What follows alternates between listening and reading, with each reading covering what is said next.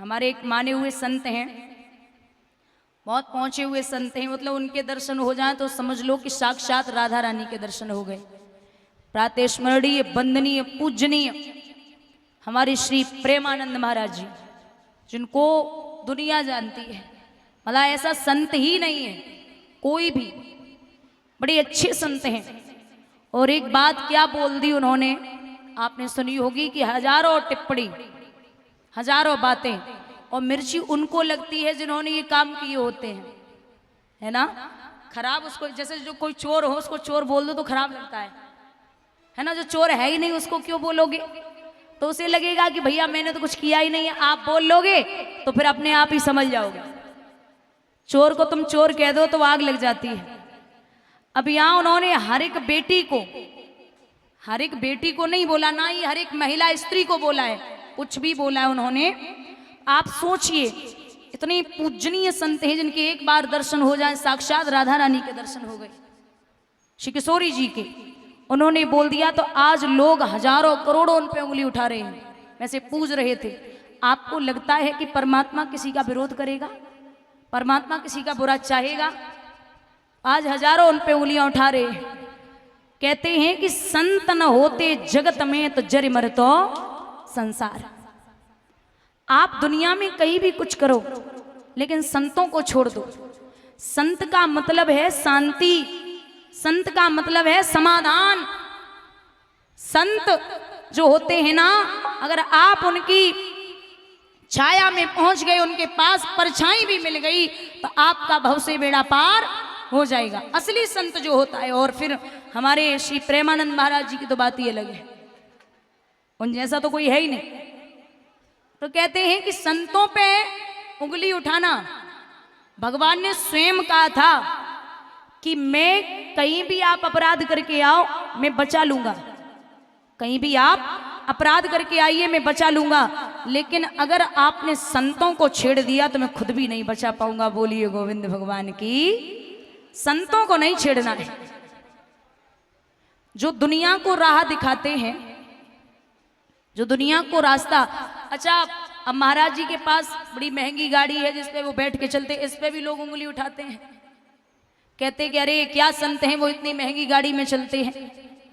वो खुद नहीं लिए उन्होंने, और ना उन्हें मतलब है, कभी भी धन दौलत से वो मतलब नहीं रखते, ना उन्हें मतलब है। उनको जो शिष्य दे के जाते हैं, जो भरपूर तरीके से उनको मानते हैं, ऐसे वो बैठते हैं, ना कि वो खुद खरीद के बैठते हो। और फिर लोग अगर ये कह दें कि अरे भैया संतों के पास और वक्ताओं के पास तो बड़ा पैसा है, तो एक बार बाबा बन के देखो कैसे लगता है। जब तुम्हें लगता ही है कि संतों के पास और वक्ताओं के पास बड़ा पैसा है, एक बार मेहनत करके देखिए। आदमी को गाड़ियां दिखाई दे जाती हैं, लेकिन जो मेहनत हजारों रातों की होती है वो दिखाई नहीं देती। आदमी एक दिन में नहीं चमकता। पता नहीं हमारे महाराज ने कितनी बार तपस्या की होगी, कितने भजन पूजा पाठ सत्संग किए होंगे, कितना स्मरण किया होगा परमात्मा का, तब आज अब आप और हम उनको पूज रहे हैं। बोलिए गोविंद भगवान की। दादा, यहां देवकी के गर्भ से भगवान ने कहा कि मैं अवतार धारण करूंगा। बटेश्वर के रहने वाले सूरसेन उनके पुत्र वसुदेव के लिए रिश्ता पक्का किया। जब रिश्ता पक्का हुआ तो विदा कर रहा है कंस, रथ में देवकी जा रही है, पीछे से एक रसाला है, बाके पीछे कंस राज वसुदेव कुमार का साला है। इतने में आकाशवाणी हुई।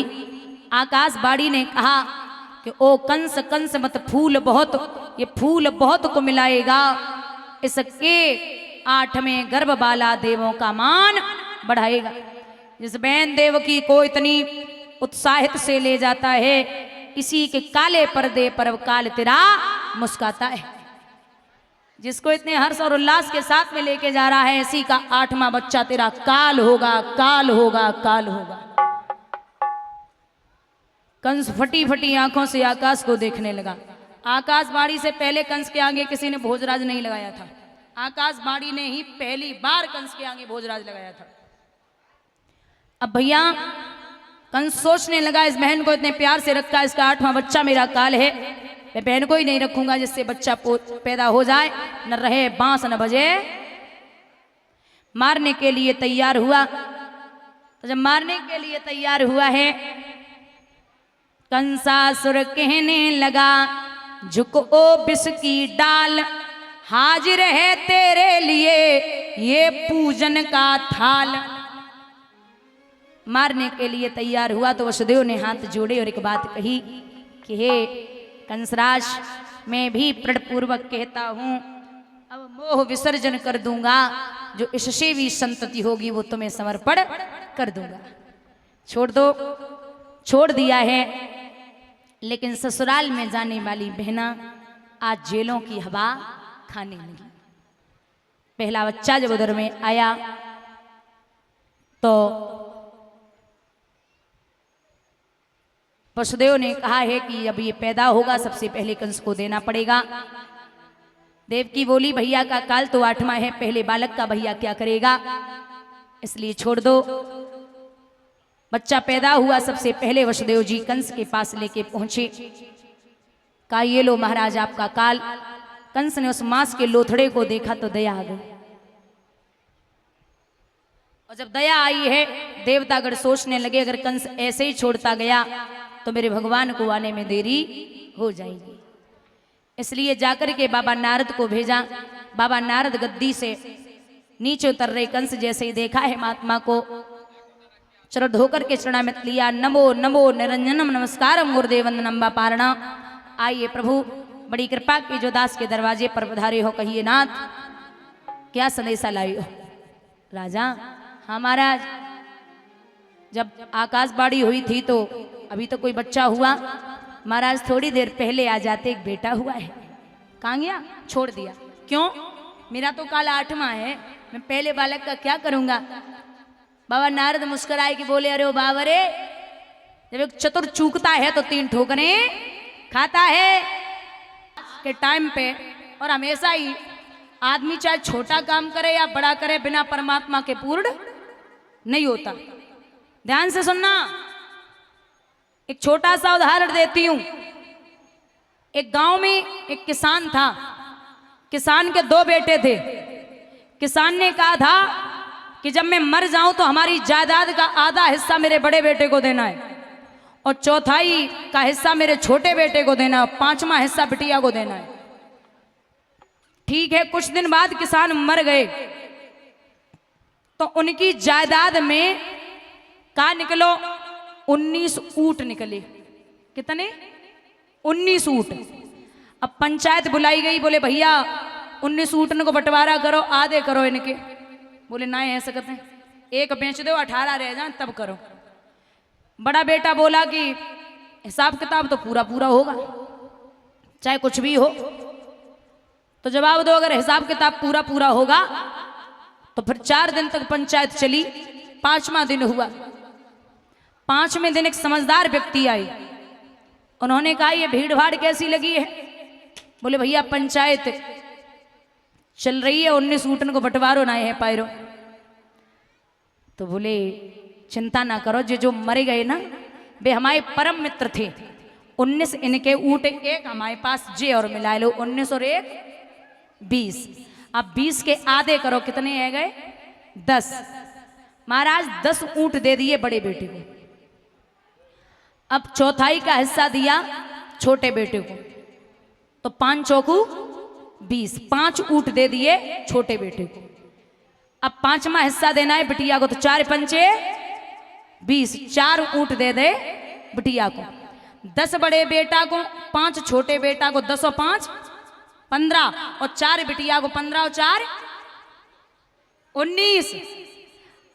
बने जो 20वां ऊँट दो वो बोलो तुम्हारो बंटवारो होएगो, हमें वापस दे दो। मैं आपको ये समझाना चाहती हूँ 5 कर्मेंद्रियां, हाथ पैर मुख मूत्र द्वार और मन द्वार, 5 ज्ञान इंद्रियां, आंख कान नाक जीव त्वचा, कितनी है गई? 10। 5 तत्व पृथ्वी जल वायु अग्नि और आकाश, 10 और 5 15। 4 अंतःकरण मन बुद्धि चित्त और अहंकार, 15 और 4 19। और जब तक भीष्मा कृष्ण शामिल नहीं होगा तब तक जीवन में कुछ करने वाले नहीं हो। बोलिए गोविंद भगवान की। आप जीवन में सब कुछ करिए, लेकिन जहां ब्रह्म शामिल नहीं है वहां कोई भी काम पूर्ण नहीं हो सकता। यहां बहुत उपद्रव बढ़ रहे, देवी देवतागण सब कह रहे हैं आइए परमात्मा आपको आना पड़ेगा। देवी देवताओं से भगवान ने कहा कि तुम भी जाओ भूमि पर धरो यादवी रूप, हम आएंगे भूमि पर बन के यादव भूप। जाओ, मैं मैया देवकी के गर्भ से 16 कलाओं से अवतार धारण करूंगा। पहली बात, भगवान श्री राम ने सूर्यवंश में कितनी कलाओं से अवतार लिया था? 12। और कृष्ण ने 16। सूर्य भगवान के हैं 12 दिन और चंद्रमा के हैं 16 दिन। हमसे ज्यादा तो आप जानते हो। वो कहते हैं अमावस्या, अमावस्या, परिवा, द्योज, तीज, चौथ, पंचमी, छठवीं, सप्तमी, अष्टमी, नवमी, दसवीं, एकादशी, 12, द्वादशी, त्रयोदशी, चौदश, पूर्णिमा। कितने हो गए? 15 और 1 16। 16 दिन है चंद्रमा के, इसीलिए भगवान ने चंद्रवंश में 16 कलाओं से अवतार लिया था। भैया यहां भगवान ने सबको विदा किया है। कंस की एक चचेरी बहन है जिसका नाम है देवकी, जिसको कंस प्राणों से ज्यादा प्यार करता है, बहुत प्यारी है। बहन को प्यार करता खुद राक्षसी प्रवृत्ति का है। आप सोचिए, कभी कभी होता है कि आदमी परमात्मा पे भी उंगली उठा देता है।